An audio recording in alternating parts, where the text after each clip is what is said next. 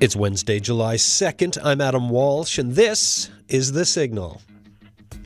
The Canada Games Torch Relay, 130 torchbearers, 15 stops across Newfoundland and Labrador, all culminating with the lighting of the cauldron at the opening ceremony on August 9th. Today we talk about the journey with some of the folks involved.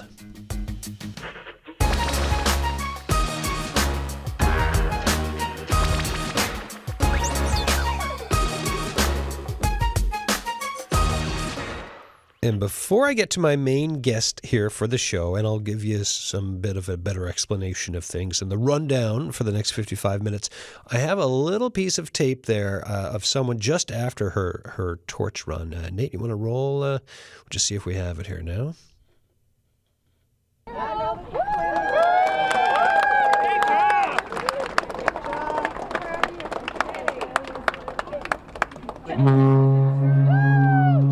Quick question for you. Hi again. All right, how was that for you? It was awesome.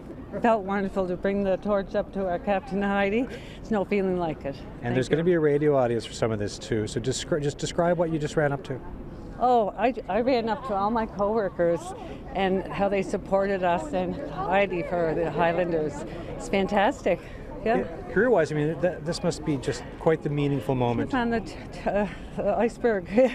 I about to retire in the near future. This did everything for me. Yeah. Congratulations. Soak it all in. So Congrats. Much. Have a great day. You too. See you now. See ya. So that was my days are all confused. I've been on the road so much. That was Saturday, right? That was Saturday in North Sydney, outside of the Marine Atlantic ferry. There was Cheryl McIntosh there, a torchbearer, longtime Marine Atlantic employee. Here with me in studio is CEO Karen Sherriffs for the Canada Games. How you doing? I'm good. Great to see you. Thanks for coming in to hang out. That scene, right? You hear the clapping, the ship's horn. There's a lot of, and I know each time is different, but just the excitement around the torch relay is quite something.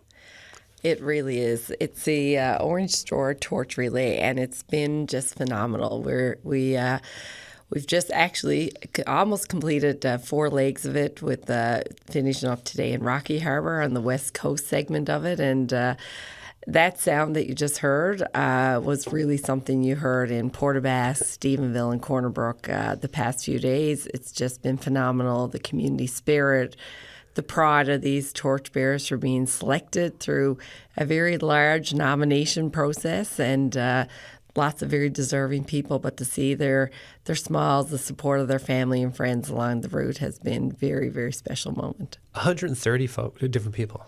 130. We had over 500 people nominated. How does one whittle things down for something like this? Is there's a process? Oh, absolutely, yeah. We had a process. We put together a committee. It consisted of a number of different people from the host society, past athletes from Canada Games, some individuals from other committees that we have associated with the host society, to really look at that, and some key set criteria that was able to help the committee kind of narrow down. Again, very, very deserving people in all the nominations, but we ended up choosing 130. Cool. And there was certainly ranging in all ages, from young to older, and really, really special to kind of see that even just in these first few legs of the race. So here's what you get from the show today, everyone. I mentioned some of it just there, my introduction to the show, but we will talk about the torch making its way on a Marine Atlantic ferry from North Sydney to Portabask. We'll talk about some of the route. And so we'll hear the voices involved in the ferry ride, because I was, myself and John Pike, Alex Kennedy, went over and came back and did the ride, spoke to some folks. We've got a really good story of friendship after 20 years. So you will get a story in this show of 2 moms who knew each other 20 years ago as part of a different Canada Games in a different province. And they met again just before to get on the ferry when the torch was there, which is wild. So we've got this story, which is great. And then we're going to talk to some folks who are, we'll phone some people who are torchbearers. One of them, I believe, has already carried the torch, and the others are excited and waiting. Exactly, yeah.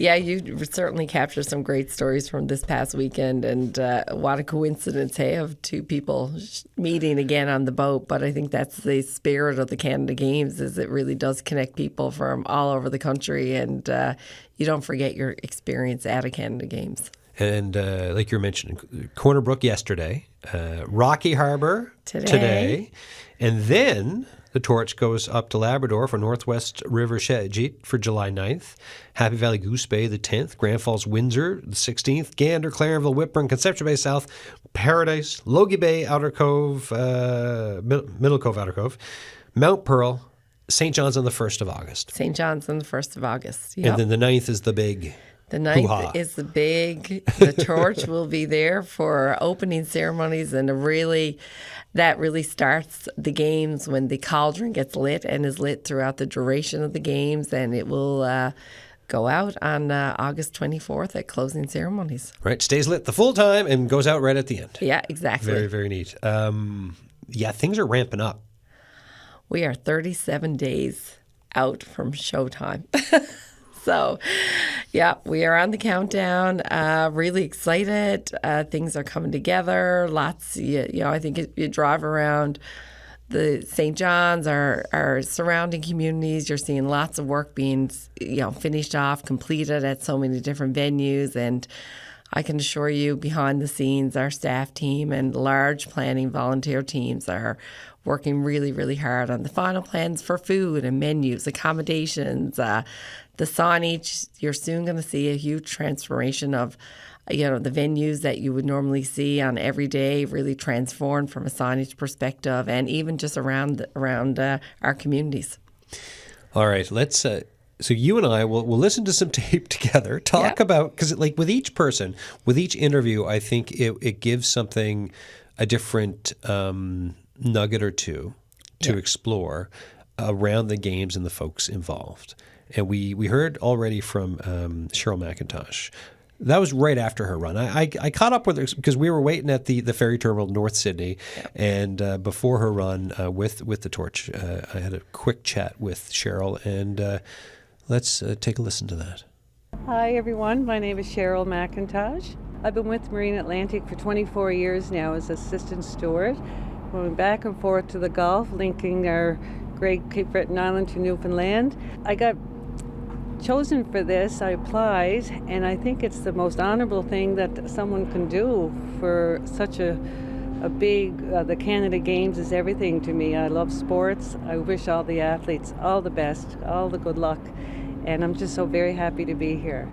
So then tell me now, when you were thinking about applying, what was going through your head, right? You talked about it being an honorable thing and how important sports was, but then there's a point when you're like, well, I'm gonna apply to this now and see how it goes. Yeah, I applied with my son in mind, actually. My son's name is Adam, a mentally challenged boy. He's almost 40 years old.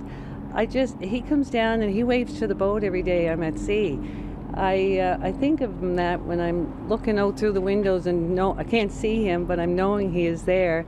And it just makes me proud that he is behind me all the time and just loves the boat. And it just makes me feel proud that he's going to be with me today, and I'm doing this for him. And is it also his birthday today? It's his birthday tomorrow, and he's going tomorrow. to be 40. Okay. He's going to be 40 years old. Well, happy birthday to him tomorrow. Tell me a bit more about yourself and your family growing up, because you mentioned sports, you mentioned working for Marine Atlantic and the importance of all these connections, but tell us a bit more about your family life.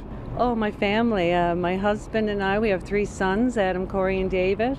And I also grew up in a family of 8. We were all lived at the beach, and we all sailed. My grandfather actually built us boats, prams for junior sailing programs, and we all sailed and learned with lifeguards all through our younger years. So the water meant everything to me, and even out at sea, never gets old. Yeah, what is it then when you're out at sea that you just kind of soak in and enjoy that's so special? It's just the water. It's just something magical happens, and being on a boat and just the wide open space. It's beautiful. It's beautiful. And when you found out you were picked to carry the torch? I was ecstatic. I said, "What?" Me, and I took it. I said, "I'm doing it. I'm excited." And then what are the plans for the rest of the summer for you? I'm on vacation for 6 weeks. Oh, excellent. So I'll be sailing. It's other little boats and doing a lot of swimming with my family. So Cheryl McIntosh there, and I also spoke with her husband, Glenn, which we have on tape as well. I'm Glenn McIntosh, Cheryl's husband. I'm a carpenter for the last 40-some years, and here I am today.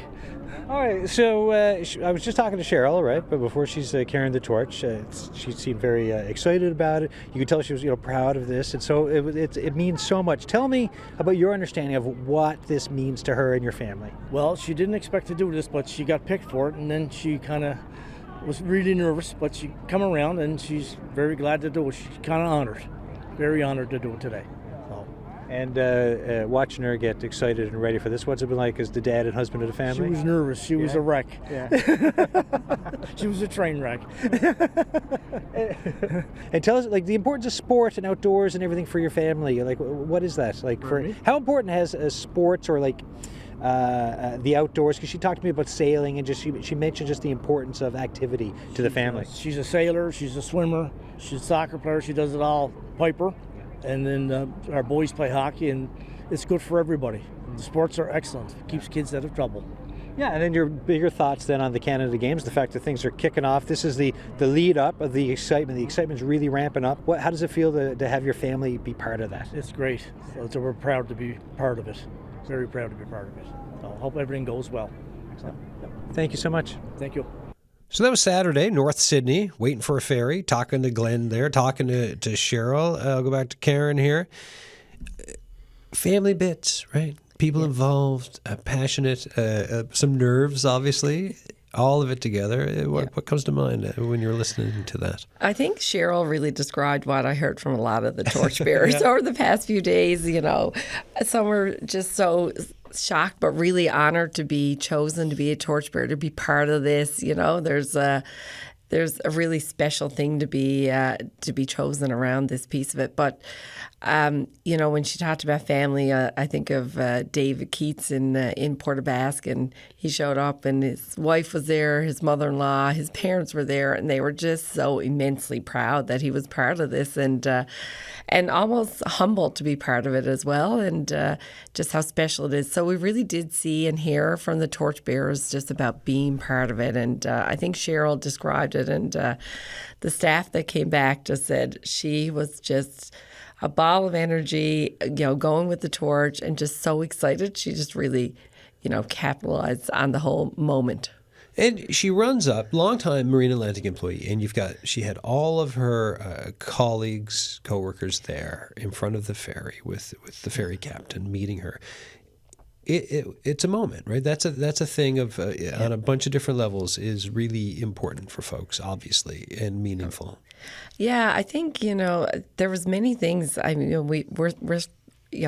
witnessed 3, and to be able to see even when the boat arrived in Port Basque, and you were part of this as well, and when the captain came off the boat with her whole crew walking behind her, I just thought that was just a moment, bringing the torch off the boat to hand to Premier Hogan. And, a similar situation was then when, Gord Kennedy with the Orange Store passed it to Dave Keats, and all the Marine Atlantic employees in Port Basque were lined the road, and what a cheer he received. And they just supported him. And on that journey, those torchbearers all stayed together and just kept going and growing as to kind of come up to the final leg of it when they handed it to the mayor, and they were all together. It was pretty special. Yeah, there's a lot going on in the world, and it's nice to be able to see community passion and spirit.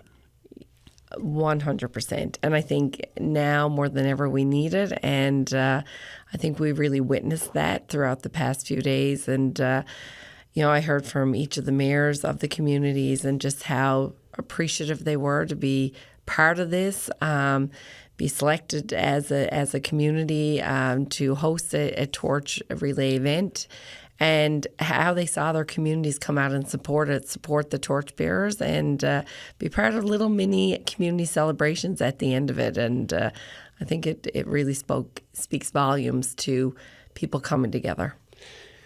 You mentioned Captain Heidi Thomas. So Captain Thomas received the torch from Cheryl and was responsible for not just the torch, everyone on the ferry. Yeah.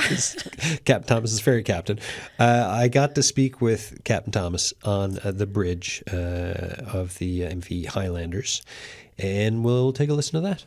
So we're currently on the MV Highlanders. We left North Sydney this morning, sailing to Port aux Basques, and we have a special day. We're carrying the torch for the Summer Games for Newfoundland for 2025. Well, and how does that feel for you as captain of the ship, but also with the games and everything else happening, and to be the one who's in charge of ferrying over the flame and also a bunch of people? Oh, I think it's an honor, absolute honor to be here today.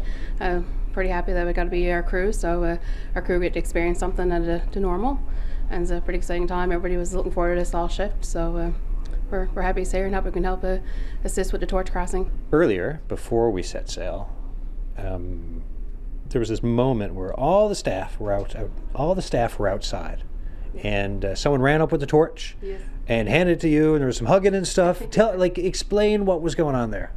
I think it was a pretty special moment for sure. I know I asked for the crew to get involved as much as they could. Like, this isn't just it's about the Highlanders and the Highlanders carrying the torch. So I asked as many crews they could get involved to come down and to show. And it's our fellow crew member who ran with us, Cheryl McIntosh. So it was nice to be there to support her as well. So it was nice for all of us to be lined up outside and watch Cheryl come down by the terminal and come up the ramp, and everybody cheering her on, and the truck drivers blowing their horns, and the cars and the ship's whistle. It was really nice to support her as well.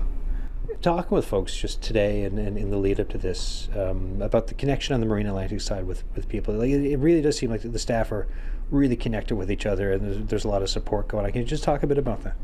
Yeah, well, I think most people that's on the ship, I've only been here now for the last few months. They're just started here full time this winter, but I think there's definitely a sense of family here on board. A lot of crew that's here now, they've been here since the ship came here in 2011. So a lot of these people, they take pride in their ship and their workplace. So it's kind of a homey feeling when you come here for your 2 weeks. Everybody make you feel at home and make you feel welcomed and make the most of it. And this is our busiest time of the season now. Tourist season is picking up. So.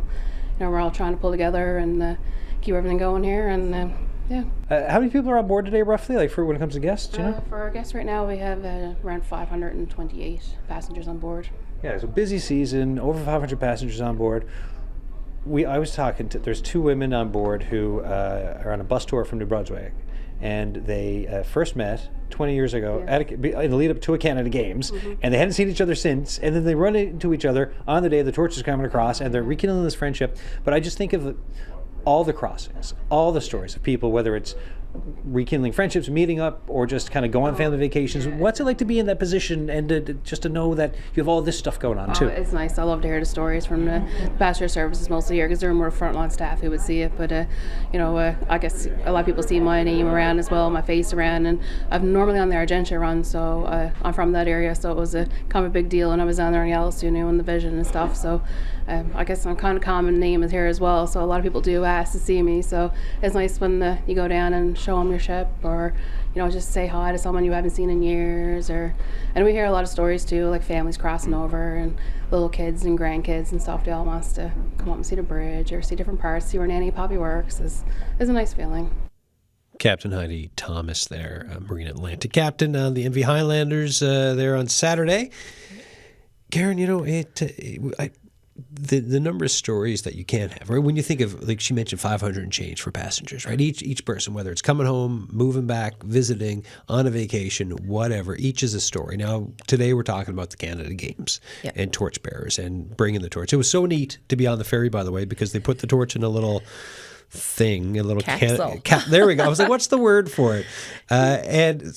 Folks, if you've taken one of the ferries recently or in the last little bit, up around where like the dining area is, where the bar is, in that area, they had a table, Canada Game stuff with the capsule, with the torch, and it had a lot of excitement. People were checking it out, talking.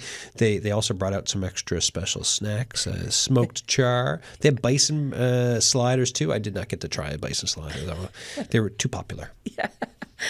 Yeah, Marine Atlantic is one of our journey partners, and if you think of other games in the past, they're in the mainland, not necessarily have an island like we are here in Newfoundland and Labrador, and to be able to incorporate the Marine Atlantic into this journey of the torch, it was a pretty cool moment, and I wasn't on the boat, unfortunately, because I heard about all the great food and the great experience, and how Marine Atlantic certainly, really embraced bringing the flame over to start of the torch relay here in our province. So, what a great partner to have for us, and for everybody on the boat, whether they're coming home or coming to experience Newfoundland and Labrador.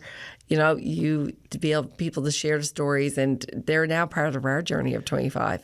And the range of folks, you're talking folks from south of the border, folks from across the country. Like it's a big range of people who are on that ferry. I'll tell you, because I was talking to a bunch of them when I was on it over the weekend. Absolutely. I was just outside the hotel on Sunday morning in Port aux Basques, and a couple said, "Oh, I love your shirt." I said, "Oh, thanks. It's part of our artist collection for the 25 Canada Games." They said, "We were on the boat yesterday. We had a great time and didn't know much about the Canada Games before that, but, really appreciated what was done yesterday on the boat." And they were not from here. And, just that even quick little connection there was pretty good, neat. Totally. We've got Gavin Brake on the line in Paradise. How you doing? Oh, not bad myself. Good. Look, you're one of the torchbearers. How are you feeling about that? Oh, very excited, my buddy. Yeah. Nice to... Go ahead. I was saying, July 25th is your day, right?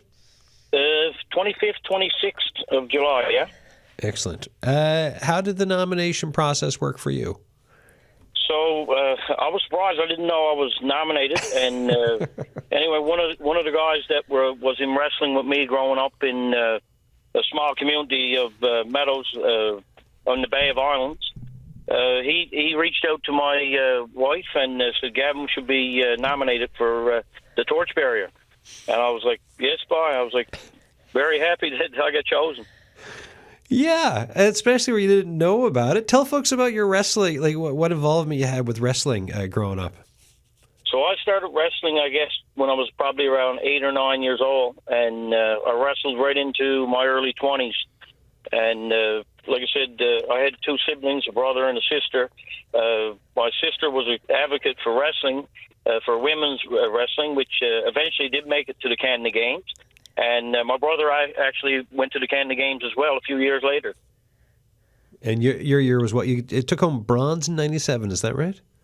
Yes, so I was, I guess, 14, going on 15 in 1997, and I was probably one of the youngest guys on the team at the time.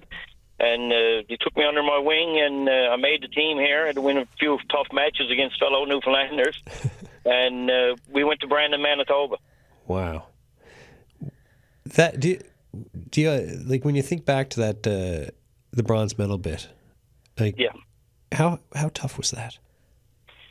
Well, I think when you're up there being a young person like that, but the sense of community from the rest of Team Newfoundland Labrador was unreal. So when I did make it to the bronze medal game, we had all of our teammates from basketball, softball, there to support me in that bronze medal game. So, and when we won, we ran around with the Newfoundland flag. That's how proud we were. Amazing.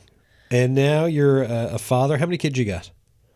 I have 4 kids, so we're quite busy. Austin, Adam, Asen, and Axton, they're all active. I don't get to be in wrestling as much like I used to be, but steady helping out with our hockey, gymnastics, baseball, volleyball, and actually that we're talking about the Canada Games, lacrosse. My son started playing lacrosse last year in April, and he just made the Canada Games team to play here and represent the province. Yes, bye. Congrats on that. Yeah. So how are you feeling now? Yes, you mentioned you're excited about the torch relay, but then also to be a dad and to come to these games after your own games experience back in '97, and to be at ones here in St. John's hosting and to watch one of your kids play. I mean, that's quite something. It is, and like you said, the sense is it's not about if you win or lose; it's about the memories and the people that I met back 20 years ago, and was from different parts of the island. And like you said, I'm from the West Coast Meadows. Fast forward 20 years later, I'm after meeting these people, and our children are playing together on teams. So it's after coming full circle. Like, it's amazing the people that you meet that, you know what I mean, from the rest of your province, let alone the rest of your country. Right. Yeah, and I think that says it really well. I appreciate you taking the time. Good luck now on the 25th or 26th with the torch, and I'll be around. We're doing some signal shows during the game, so I'll look out for you. All right, thank you very much. Cheers now. Go Newfoundlanders and Labradorians. Gavin Brake, folks, torchbearer for when it's in paradise. Karen, thoughts on what Gavin was saying? Well, I think he really summed it up well. You know, what a great person to be a torchbearer now. A dad, clearly actively involved in sport now with his children, but, you know, and his other family members who were also part of Canada Games that he referenced. And, you know, the fact that he won a medal in 1997 in wrestling. I was lucky enough to see Angel in 2017 in Winnipeg win a medal in wrestling. And, you know, just he's one of, you know, it's very coveted to win medals at the Canada Games, and he is one of them. And will forever have that moment. And now he gets to share it with his son. Lacrosse will be an amazing sport. I encourage everyone to go check it out. And, you know, now that his son is involved, I think it's we really have to go on and cheer on Team Newfoundland Labrador. This is great. We've got a couple of other torchbearers on the line. We've got, let's go to Florentina Stroya. Hi, how you doing? Hi, bonjour. Bonjour, salut, ça va aujourd'hui? Oui, bonjour. Hi, Karen. Bonjour. So you're on the list for St. John's. Tell us about how you got how your nomination worked for the torch. Well, I've seen the call for volunteers for the torchbearer, and it's an opportunity not to miss. Like, it's so great to be involved with the games in the planning stages too. But then the the torch relay is such a nice opportunity. It's like the Olympic Games in St. John's. So I'm a sports fan. I watch Olympics on TV, curling competition and everything, and being part of this is really great. And I'm really honored to be one of the 130 people to do this. Really great opportunity. In the notes on you, it says soccer, curling, volleyball, disc golf, and pétanque. What is that? Well, this is all the listed all the sports my kids play. Okay. But then the pétanque is the one that I played mostly. It's like bocce ball, let's say. It's a French sport play mainly in France, but also in other European countries. There is a field here in St. John's near a community center, Grand Vin Community Center, French school, as people know it, and we play there a few times this summer already. So it's really great opportunity to play and have fun and with friends and speak French and celebrate being together. Amazing. So it's really good. Encourage you to come along. Yeah, I'm going to have to check out some of this pétanque and to see what it's all about. What will you and the family be up to during the games and soaking it all in? During the games, I will be at Field House. I'm a volunteer, so I'll be 2 weeks really busy. And with the kids, we'll go watch some soccer games and hopefully swimming or baseball even. So it will be really, really fun for the kids to be involved too. Excellent. Florentina, merci beaucoup. Merci. Bye. Bonne journée. All right, Florentina Stroya there talking about pétanque first of all, which I gotta find out about. I have to check this out too. I gotta check this out. I've heard about it before. Like in the back of my mind, it was like, Adam, you know something about this, but ask her. And Florentina, I have to give a bbig shout out to her as well. She is also involved in our official languages committee, which has been ongoing for a long time in lead up to the games and the incorporation of the Francophone community here in Newfoundland and Labrador into the Canada Games, and ensuring both official languages are certainly represented in everything we're doing. So, she's very deserving to be a torchbearer. She has given a lot of time, and she's going to give a lot of time, as you just heard, during games time. So, really pleased to have Florentina with us. The volunteer aspect around the games, so important. How many volunteers is it again? Like, we have exceeded 5,000 volunteers 5,000 registered. Right. Yeah. So they are all on various stages of their volunteer journey to date. Yeah, because it's the pre-bit of getting it, like the torch relay, for instance, then the game starting, and the two, like week 1, the turnover, week 2, it's a lot of stuff. A lot of stuff. There's the orientation, there's training, there's role-specific training. There'll be some just-in-time training. People learning their venues and venue management teams coming together. So we just started our uniform distribution. So cool. Our day 1, we distributed 650 uniforms. Folks, you're listening to Karen Sherriffs. They're Chief Executive Officer for the Canada Games. Today we're talking with torchbearers, right, as the relay makes its way across Newfoundland and Labrador. We are hearing from some folks who took the ferry ride over with the Flame when I was on, took a couple of ferry rides actually to do this coverage over the weekend. And we're speaking with some torchbearers either who are about to or have already carried the torch. And all of this, the reason behind it is we're marching towards the games starting on August 9th. And we're just kind of seeing where we are with things, hearing the excitement, hearing the passion, and hearing the connections to community and sport and why it all matters, right? Why it all matters. Why it all matters. It. That's it. That's everything. Yeah, for sure. Go ahead. No, I'm just going to say you just really summed it up really nicely. And, we cannot do this without community support. And to be able to share a small piece of this with our, across the island and Labrador, was really part of our focus and mandate is to how can we spread this as far as we could. We'd love to get everywhere, but we just we can't. But certainly those who can come and see the torch relaying processes would be great. Cheer on these torch bearers. Stephenville was June 30th, so Monday. Yes. We've got Don Carson on the line. Hi, how you doing? Great. How are you? Good. Tell us about your the torch bearing you did on Monday. Oh, it's absolutely amazing. It was. I poured rain, but I didn't even notice it. That's pretty good. Pouring rain. Didn't even notice. Don, my son nominated me. Your son did, hey? Trevor Carson.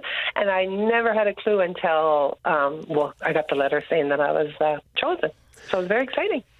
So, like, a letter comes. Does he spill the beans before you open it, or do they all wait to see you open it? No, I get the email, and he forwarded it to me. He says, "Look, Mom, I nominated you, and you got picked." I was like, "Oh, okay. Thanks." When did it start to, what were your thoughts like around it then? So your son nominates you, the email comes in, he forwards it, "Hey, Mom, look at this. You're doing this thing." What did you think about? I just thought it was amazing because I think this is the Canada Games, Summer Games haven't been in Newfoundland since 1977, if I'm right. Yeah. So it's just amazing that they're coming back and I get to carry the torch. Don, tell us a bit about yourself, and because you work a lot with youth in and around Stephenville, right? I do. I'm from Stephenville Crossing, actually, and I got 2 youth groups on the go. One is a girls' youth group, which is called Girls of the Dawn, and I have 17 girls registered. And I have a boys group called You Go Boys, the same thing, just for the boys. And I have 19 registered with the boys, and I have 5 on my waiting list for them. Yeah, and I have 2 wonderful volunteer leaders also, Selena Swires and Michelle Cornu, and actually Jamie Blanchard, 3.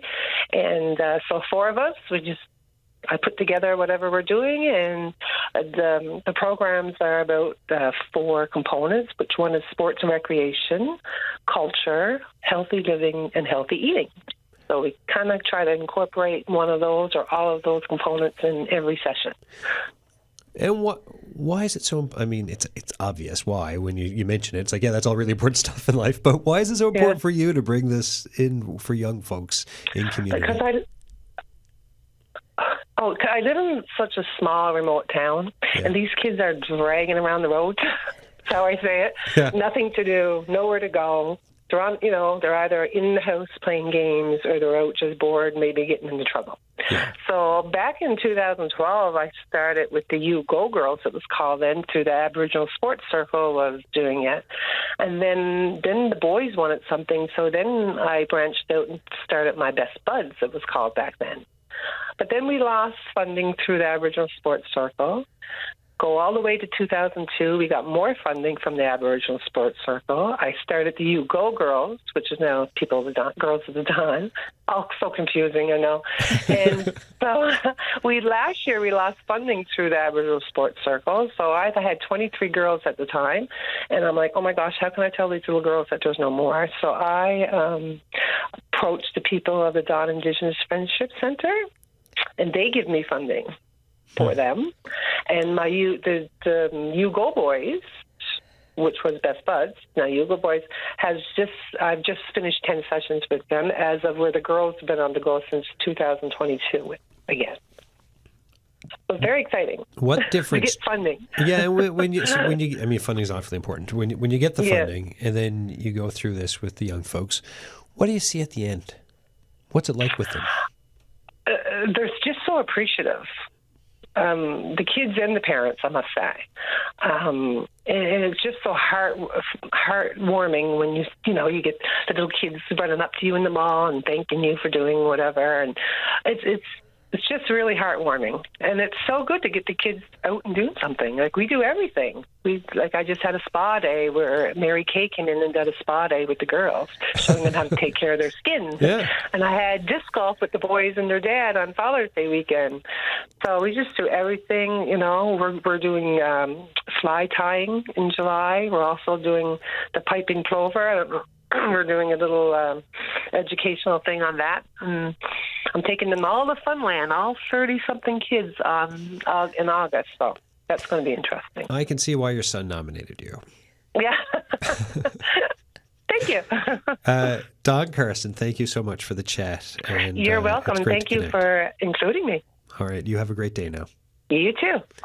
Dawn Carson there carried the torch on Monday. She certainly did. And, you can hear her story and what she gives back to community is just a great representation of, being chosen as a torchbearer. And it was pouring down rain. But the videography crew, Roger and Drew, said it takes great pictures in the rain. So it was great. But, it was really, again, another special moment, someone who's really giving back to their community. I think there's so many stories of that as we go along this relay. You're going to hear great stories about what people have done and their accomplishments and, and how they do give back to their communities. This kind of recognition matters. Absolutely. Yeah. The Torch will be in Happy Valley Goose Bay on July the 10th. And one of the torchbearers, Wesley McDonald, on the line now from Happy Valley Goose Bay. Hi, Wesley. Hello. How you doing? I'm doing good. How about yourselves? Doing great. Hanging out, talking on the radio. Super happy to have you on the show. Tell us about yourself. I am a Special Olympian with Happy Valley Goose Bay Howling Huskies. I normally help out with trap line when it comes up here and stuff like that. Cool. When did you join the Howling Huskies? About 8 years ago. Nice. Yeah. So you enjoy it a lot? Yeah, we have a lot of fun. Tell me now. I'm just looking at my notes on you. It says snowshoeing, winning silver in a 100-meter run. Can you tell me about that for the Newfoundland and Labrador Special Olympics? Yeah, we went down to provincials, and it was a lot of fun. A lot of good people down there. And we just I'm not good at interviews, I'm sorry. No, hey, Wesley, you're doing a great job. We snowshoed. And I went in, I came in second for 100 meters. That's quite the thing. Wait, how hard was it? It's pretty hard. Yeah. Especially with the people I I raced against. Yeah, because I have snowshoed and I run, but I've not gone running with snowshoes, and I can't imagine how difficult that would be, especially in a race against other people for 100 meters. No, I've snowshoed my entire life, basically, so it wasn't that bad for snowshoeing. It's just the people who were faster. Well, only one was, so. And how excited are you about carrying the torch now for the Canada Games? Pretty excited. It's, from what all I've been hearing, it's a pretty big honor. Yeah, I mean, a lot of really neat people from what I've been gathering, right? Talking to folks, looking at everyone from around Newfoundland and Labrador. Some real neat folks are carrying the torch. How did you get nominated? Because you got an email about it. Do you know who nominated you? I have no idea. Mom just came to me one day saying I got nominated. Oh, that's great. How excited are your folks about this? They're almost as excited as me. Excellent. And what are you doing today, by the way? Not much. We're still getting ready for the race. We're still getting ready for the torch run. Okay. Well, enjoy getting ready for that. Congratulations on it, and thanks for coming on the show. Thank you very much. All right, folks. Wesley McDonald there, Happy Valley Goose Bay, Special Olympian with the Howling Huskies, an athlete since 2017. Wesley at the Newfoundland and Labrador Special Olympics Provincial Winter Games in snowshoeing won silver in the 100-meter run. And yeah, like I was saying, running in snowshoes, not an easy thing. Yes, if you're training and you're used to it. Wesley's been on snowshoes forever, but that's a hard thing. I can't really imagine doing it either. But just listen to Wesley's story. And, one of the things at the Canada Games is that we have para-athletes and Special Olympics athletes competing in, swimming, athletics, and cycling. So, for Wesley to carry the torch and to be able to bring the torch to Labrador and Wesley to be part of that and his experience with the, I think, Newfoundland and Labrador Games, it's a great segue and moment for him and his family. I'll tell you, I think I'd be confident for the first 5 meters, and then the next 95 would be something. I don't think it'd be a really pretty sight to see. Yeah, not, no. Maybe when the snow comes back, I'll give it a shot. We shall see. At the beginning of the show, I talked about that friendship story, right? I've been delaying playing it all this time. I think we should get to it. So they're going to explain it way better than me. But point being, when I was on the ferry on Saturday, I got word that there were two women, two moms who had met after 20 years.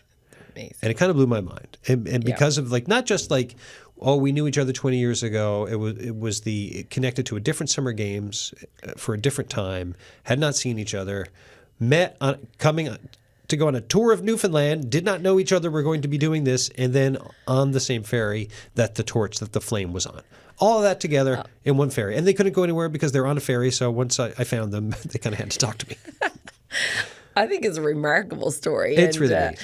You think of parents being connected during the game, so as these athletes all come and get to be part of multi-sport, see people from all over the province, you have parents who are in the stands who are forming big connections and part of this as well. And I think this is a great example of how far the games and the experience expand, and it's not just to those athletes. Yes, this story will do exactly that. And it is with Charlene Parley from Sussex, New Brunswick, and Giselle Thorogood, who's living in Shediac right now. Let's give it a listen. Tell me about yesterday when you both saw each other. Who saw each other first? Who wants to start on this? Together in the parking lot. We were together in the parking lot. Yeah. And we looked at each other and we just said that we knew you from somewhere and we just couldn't think where it was, and It took me about 3 hours when it clicked. Soccer, Canada Games, 2005. In Regina, in Saskatchewan. Her son and my son played on the same team, and we were so proud that we got to go. There was about roughly 27 parents, and of course all the boys. And they thought that New Brunswick boys would never win, and we came in second place, brought home a silver medal. That's right. We were very proud, very proud of them. Yes. Mm-hmm. Yeah, it was very, very exciting. We all cried. I mean, it's such a happy memory, right? It's such a happy thing to remember. 20 years ago, which it feels like it should be a long time, but it's also not. No. Time flies. Yes, time flies. Yes. Yeah. And we just can't believe that we saw each other, and it's been 20 years. So I'm going to go home and tell my son, and they're having a celebration. They're supposed to play. They're having a reunion game on Sunday. Yes. And unfortunately, we can't be there. Yeah. But tell me about this tour you're on and how that worked. We're on Nancy's bus tour she's from Sussex, New Brunswick, and we got to be on there. And our first stop, we were in the parking lot of a gas station in Allac. Yes. And we were staring at each other and going, I know you're from somewhere. Is it where you're from? Where did you work? And we couldn't quite figure it out. And after a few hours of sitting on the bus, it hit me. Soccer, Canada Games. Canada Games. And it's just amazing that it's been 20 years that we finally got together again, and it's just hard to believe that we're here. Canada Games is here. It's just amazing. And our sons played on the same team. It's just incredible. It really is. So what's it like reconnecting after 20 years with all that time, yet at the same time you just seem so close with one another, seem so happy to talk and then rekindle this friendship?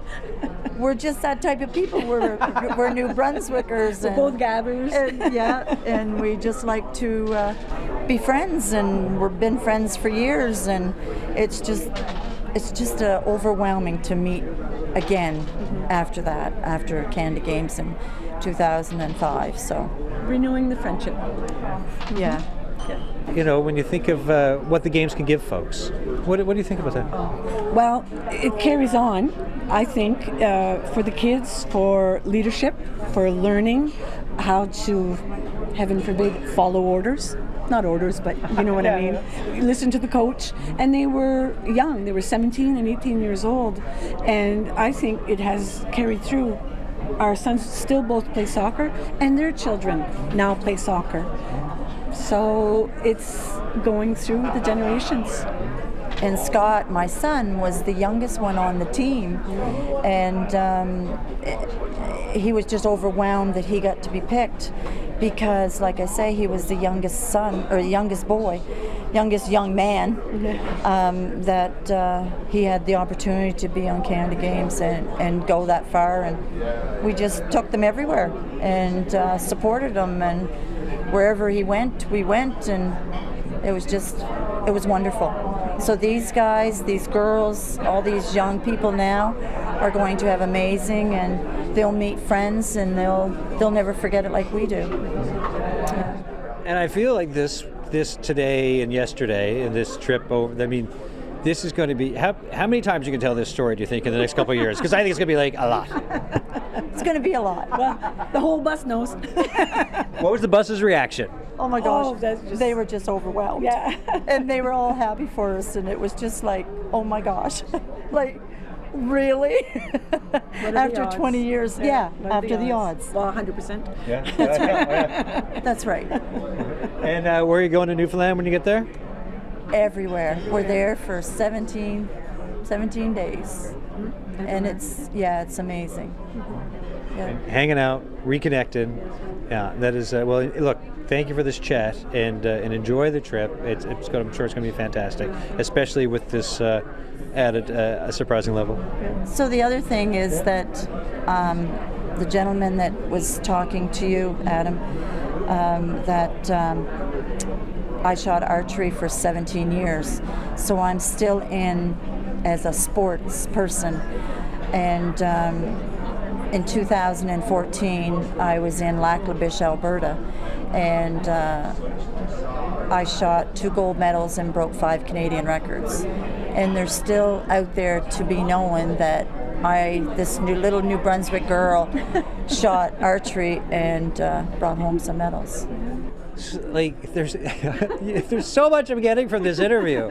It's just like, well, we haven't seen each other 20 years. It's like silver medal in soccer and plus archery medals. Sports has meant so much in your life.